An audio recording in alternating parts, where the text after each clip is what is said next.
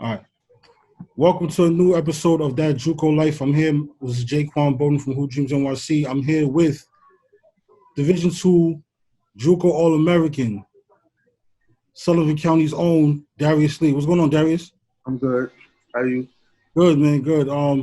Great pleasure to have you on the show today. And we're just gonna go talk about your career at Sullivan. So you had a good, solid career at St. Ray's, and the decision to go to school come about. So how did it come about that you was gonna go to Sullivan County?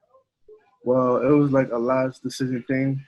It was like schools reaching out to me. I wasn't answering because I didn't know where I wanted to go. Right. And when I hit them back up, it was too late. And then Sullivan came, hit me up. I went to see the school. I didn't really know what Juco was at the point.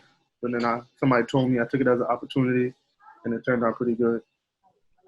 All right, sounds good. So you're playing for a coach in Brent Wilson. You know, Wilson, he played on the Division I level at Albany. He's coached on the Division I level as an assistant at Albany and at other places.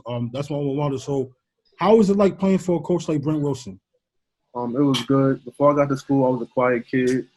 He made me the captain. He made me a more vocal person. So when things was going bad, he would come to me, talk to me about it. When my teammate was going bad or something, I'm held accountable for it. So he made me more of a vocal, a leader, a good player. He pushed me every day, all of that. Sounds good. So let's talk about right now we're going through the COVID-19 pandemic, and you guys won the conference championship, you won the district championship, and you guys are on a huge run to reach the national title game, but the national tournament got canceled due to the pandemic. Like, what was your mindset going through when you first heard the news of the pandemic before the tournament and when it got canceled? So before when it started, they postponed it to April 20th. So everybody was going home. They thought it was good. And then I got a notification on my phone from the band app. That's the thing we use to like communicate. Right. And the tournament has been canceled. And I was mad. But I felt like we had a chance to win it. We were Sullivan national champions. I could have possibly got player of the year. That would have been a good opportunity for me and all my teammates. So I was upset.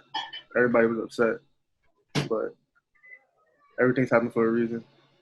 Right. So since the pandemic started and since your season's been over, how have you been like handling COVID-19 pandemic? Have you been trying to stay in shape? Like what are you doing during this time? Every day I go running. I lift every other day. I get in the gym every other day. So it was kind of hard at first, but everything's slowly opening back up. So I'm getting my work in every day. All right, sounds good. So you play on the Sullivan team that includes like a lot of like familiar faces, guys you probably played against in high school and whatnot, and plus your a guy like Ty Rivers who you played against at Scallon, and Jalen Renault who's your high school teammate. If I'm not mistaken, at St. Ray. So like, does that make it easier for you to be playing every day, like playing against some of your former opponents and some of your high school teammates? Well, as soon as Jalen got to the school, me and him, we already had that connection since high school. So like, he's a good passer. So when people won't get his passes, I'll just tell them like, they're not ready for it yet. Or I'll tell them just keep passing the ball. He's gonna get good at it. And I just have to motivate him. It was pretty easy because he was a young guy. He would listen, and that was my teammate from before. So he was a pretty good player. He had a great freshman season, and I'm gonna miss playing with him. And Ty was a good player freshman year. He had a good season before he got hurt. He was a hard player. Gets to the rim good, rebounds, good teammate. So hopefully his injury, he's gonna get back in the gym soon, get his knee right, and hopefully he's ready for next season. All right, sounds awesome. So, this show is called That Juco Life, obviously, and a lot of people fail to realize they think that Juco is pretty easy. That and we all know that it's not. So, for our audience, explain to them what is a day like at Sullivan, like whether it's a game day or a day where you got practice. Like, what is your routine like at Sullivan? Well, usually I have a class. Sometimes I have class at 8 in the morning. I wake up, go to class. Then I have probably like a break, go back to my room, take a nap, go back to my other classes. I either have 3 classes or 2 classes a day. And practice usually at 2:30. And most of the time I get to class like probably 1:50. So right after class, I would go right to practice, go to the trainer, get what I need to get done, stretch, bio freeze, get my foot taped, and then get ready to have a hard next good practice. And on game day, we'll probably same routine with the classes. We'll probably have shoot around at 2:30. The girls will play at 5. Then we will play at 7. So we'll shoot around from like 2:30 to like 3:30 or 3.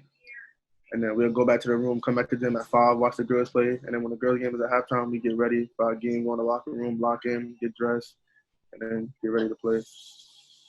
That sounds good. So, explain the academic advantages of going to Sullivan. Well, going to Sullivan, I chose sports management because it was like sports related.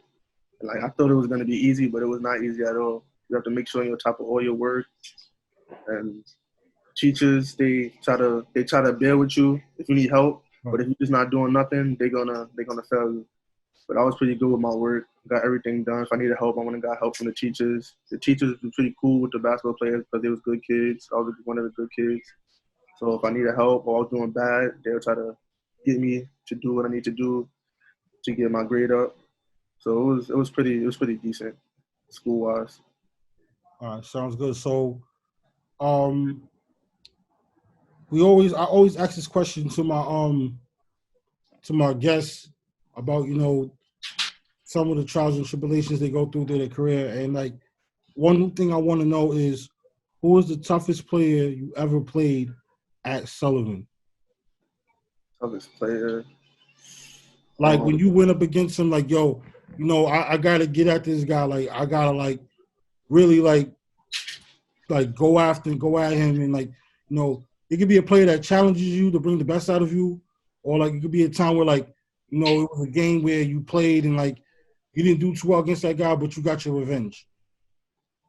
I'm not sure, but I know it was a couple good teams that gave me a run for my money. It's like Erie, Niagara, CCB, because I got in Maryland. It was it was multiple players that probably challenged me. It was kids I didn't know. They gave me a run for my money, but it was those teams that almost knocked us off out of our ranking. So I give them credit for that. But we did good. I still played good at the end of the day. They might have shut me down for a while, but I picked it up after a while and did my thing against them. All right, sounds good. So let's talk about the decision to commit to Houston Baptist. So you had a ton of offers, throughout the season and after the season. What made you commit to Houston Baptist in the Southland Conference? Well, it was the original schools reaching out to me, saying they're gonna offer me, and they're waiting on my grades. And my grades came out, and they haven't been reaching out. And Houston Baptist, they was reaching out. They really wanted me to be a part of their family. I enjoyed. They would call me every day, see how I'm doing, and I felt like that was a right choice for me to go there and join Huskies. Sounds good. So did they give you a Zoom tour of the campus or whatnot? No, I did a virtual tour about it. A virtual tour on it. I looked up some of the stuff about the school, and I liked it.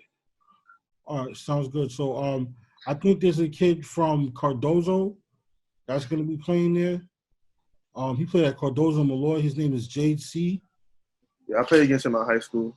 Okay, all right, yeah. So he's Malloy. Malloy, yeah. So he's gonna be at Houston Baptist as well. So what are some skills that you need to work on prior to arriving at Houston Baptist in the fall? Probably perimeter shooting, and I want to get my body better. All right, it sounds good. So what is some advice you can give to the future players who are looking for a school and may end up taking the Juco route or any route for that matter? I mean, it doesn't matter what level. So what is some advice you have for the players of the future? Just listen to the people that's in your circle. Don't go somewhere that you got a big name. If you know you're not gonna play, don't just go to school because they got a big name. What I say. Go somewhere where you're gonna play. They feel like family. They talk to you every day, and just go there and do what you got to do. No slacking. Do your schoolwork. Get in the gym, and just go to the court and do what you got to do. All right, sounds good. So, moving a lot forward. Thank you for being on our show today. It was a pleasure having you on our show. We'll support you the rest of the way going into Houston Baptist and your career. So, going back to academics, are you gonna have the same major going into Houston Baptist? Yeah, sports management. Yes. Right, and like, do you know what like your career goals? What you want to do with sports management? Probably physical therapy. Okay.